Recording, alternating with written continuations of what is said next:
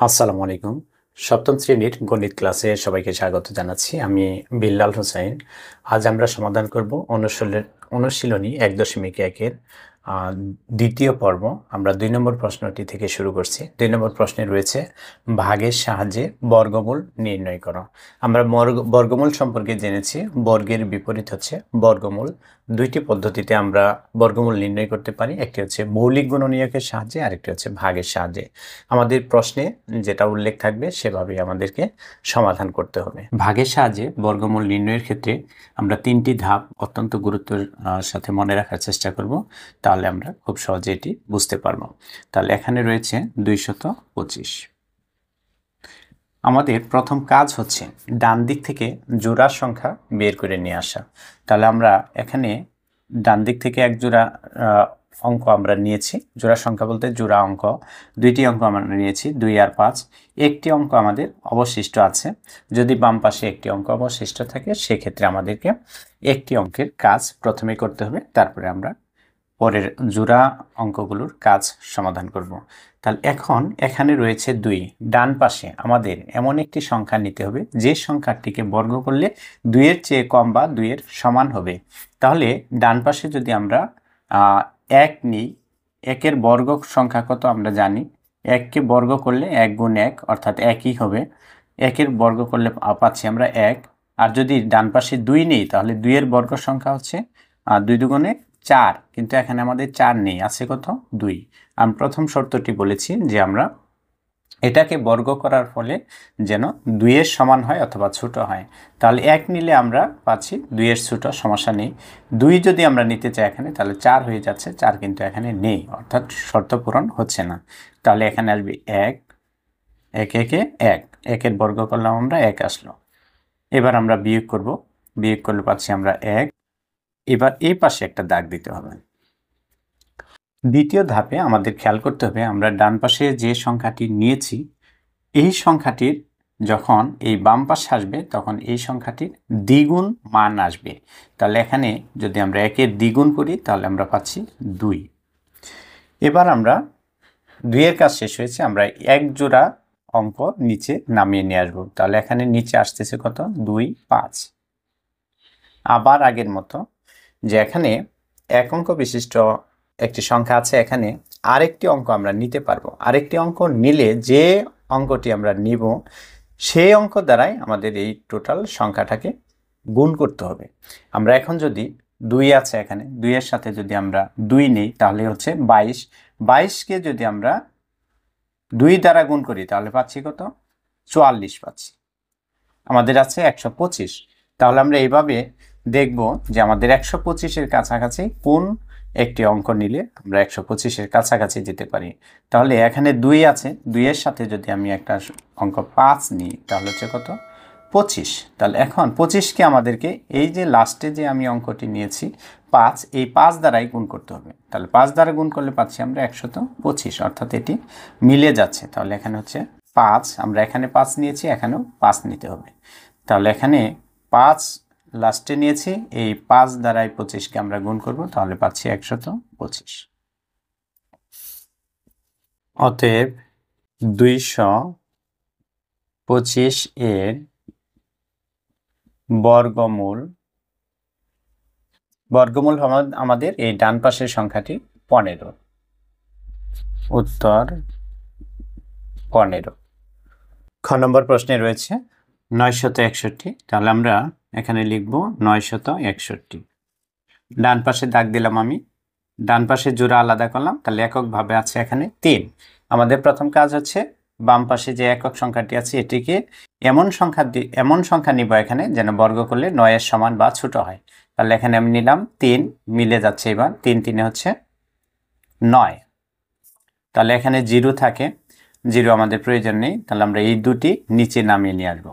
এখন কাজ হচ্ছে এই যে আমাদের 3 আছে, 3 আমরা বাম পাশে নিয়ে আসবো। বাম পাশে নিয়ে আসলে হচ্ছে, আমি বলছি বাম পাশে নিয়ে আসার ক্ষেত্রে 2 দ্বারা গুণ করতে হবে, তাহলে হচ্ছে 3 দুগুণে 6।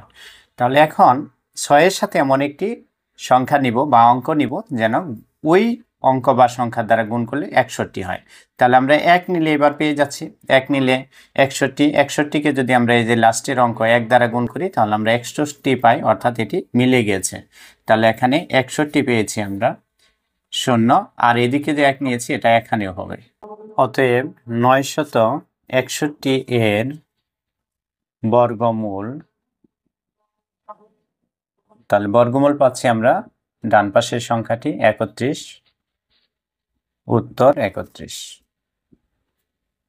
গ নম্বর প্রশ্নটিতে রয়েছে 3969, আমরা লিখে নিই 3969। প্রথম কাজ হচ্ছে আমরা ডান পাশে দাগ দিলাম, তাহলে এখানে এক জোড়া আছে ডান পাশে, বাম পাশেও এক জোড়া রয়েছে, তাহলে এখানে আছে 39। 39 আমরা কোন সংখ্যা গুণ করলে 39-এর কাছাকাছি যেতে পারি? তাহলে আমরা যদি 6কে 6 দ্বারা গুণ করি, অর্থাৎ 6-এর বর্গ করি, তাহলে পাচ্ছি আমরা 6 6 36। তাহলে আমরা 39 থেকে যদি 36 বিয়োগ করি পাচ্ছি এখানে 3। তাহলে পূর্বের নিয়মে অর্থাৎ 6 এখানে চলে আসবে, আমরা জানি 6কে 2 দ্বারা গুণ করে বাম পাশে নিয়ে আসতে হবে, তাহলে 6 দুগুণে পাচ্ছি আমরা 12।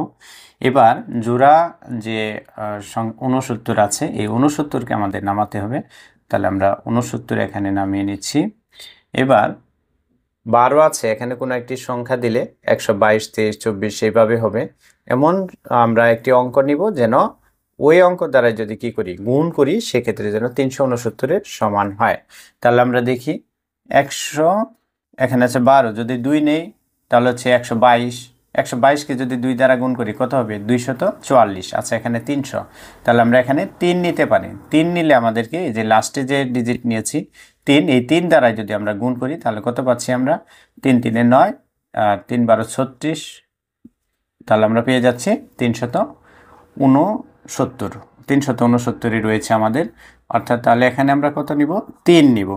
এখানেও 3 দিতে হবে, তাহলে 3 দ্বারা 123কে গুণ করলে পাচ্ছি 369। এবার বিয়োগ করে দিলে পাচ্ছি 0। তাহলে অতএব 3969 এর বর্গমূল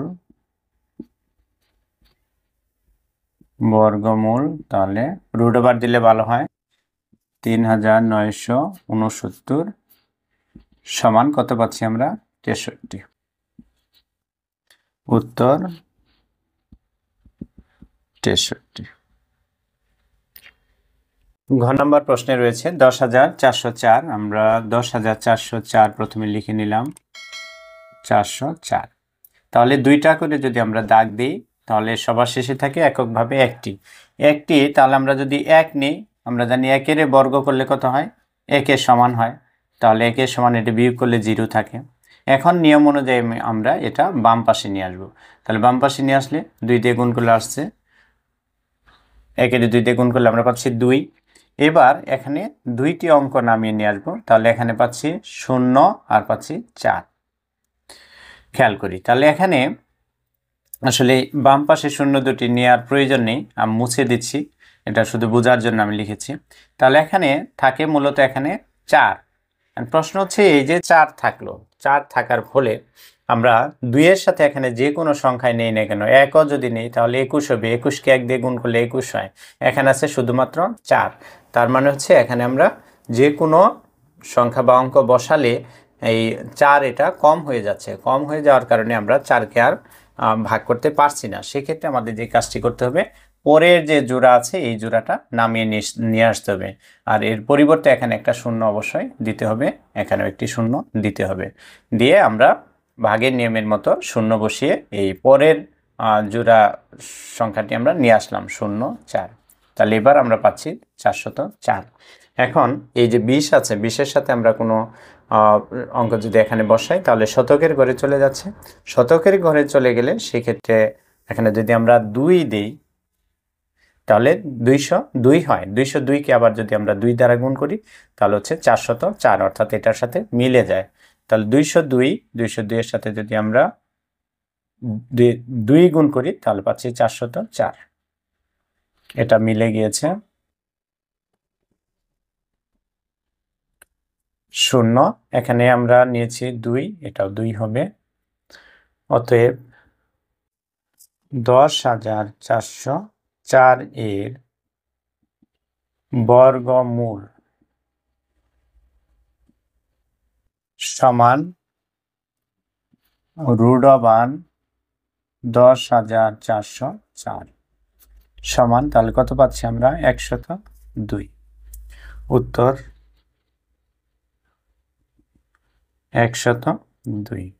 ডিয়ার ভিউয়ার্স, এই ছিল আজকের ক্লাসের আলোচনার বিষয়। আশা করি ভিডিওতে একটি লাইক দিবেন, সেই সাথে চ্যানেলটি সাবস্ক্রাইব করে না রাখলে সাবস্ক্রাইব করে রাখবেন। পরবর্তী ভিডিও দেখার আমন্ত্রণ জানিয়ে আজকের মতো এখানে এই ক্লাস থেকে বিদায় নিচ্ছি। আল্লাহ হাফেজ।